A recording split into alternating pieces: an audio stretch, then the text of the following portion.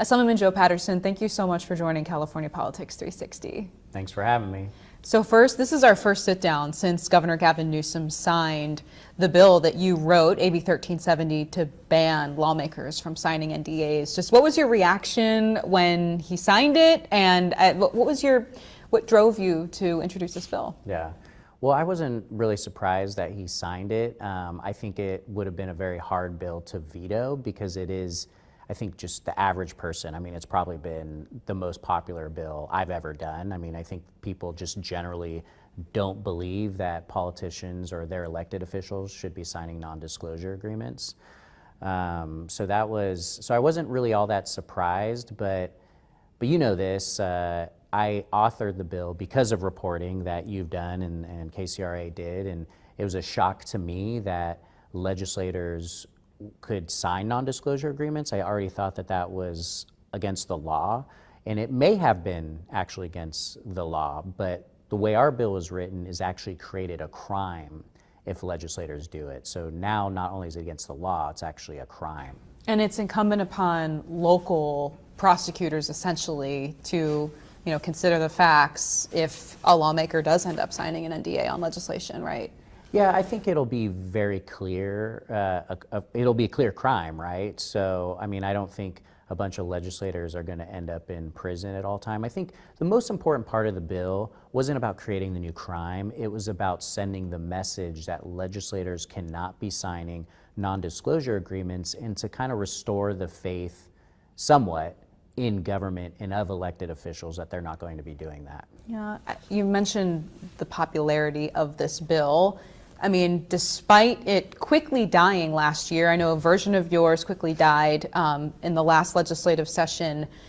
This sailed through the legislature, but still not a single Democrat would speak publicly about it, whether that was positively or negatively. I mean, it did pass unanimously overall, but just why do you think that is?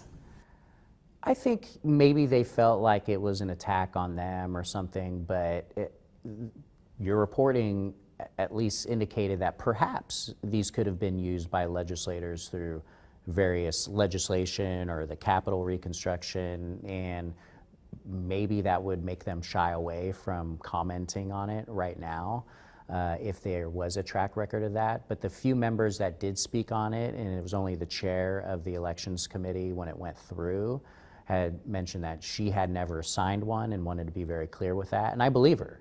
But you're right, nobody else has commented on whether they've signed one or not. Do you think that this bill would prevent the instances that we've reported, not necessarily the fast food situation because those negotiations were overseen by the governor's office, but in terms of the Capitol Annex, I mean, do you think that would have prevented it?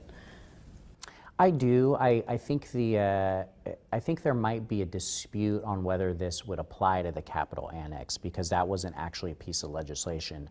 But what I would argue is that this prevents it regarding legislation, and the budget in which funds the Capitol Annex certainly comes through the legislature, and it is the Rules Committee that makes determinations on that. So I actually think it would apply. So I believe minimally legislators should definitely second guess if they're going to sign any kind of non-disclosure agreement regarding anything that has to do with the Capitol or legislation, and they should seek outside counsel because if you're being advised by even legislative counsel that, hey, it's okay if you do this, there's a potential criminal statute that you're violating if you sign a non-disclosure agreement. With your bill in place. Correct. Yeah. The ban now in place, or will be in the beginning of next year, it applies to just state lawmakers for now.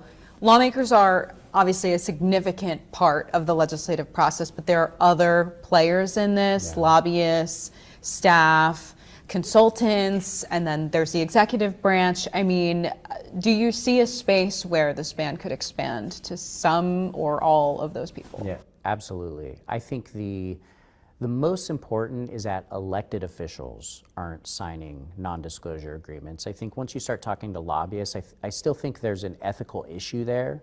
I don't think they should be signing non-disclosure agreements pertaining to legislation either. However, elected officials, there's a moral, an ethical, and I think a public perception that you're not out there signing away the public's right to know what is going on. So I believe this should be expanded to the governor's office, to the administration, any government employee pertaining to the functions of creating laws in the state, and maybe even regulations as well. We hadn't thought a lot about that.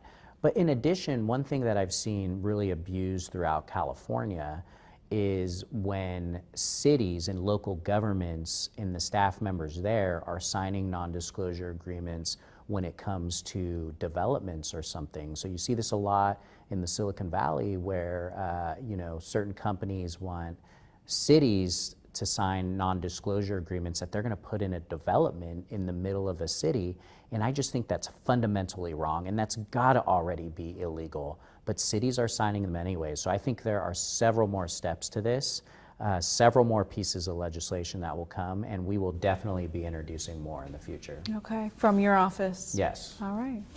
Assemblyman Joe Patterson, we really appreciate your time. Thank you. Thank you.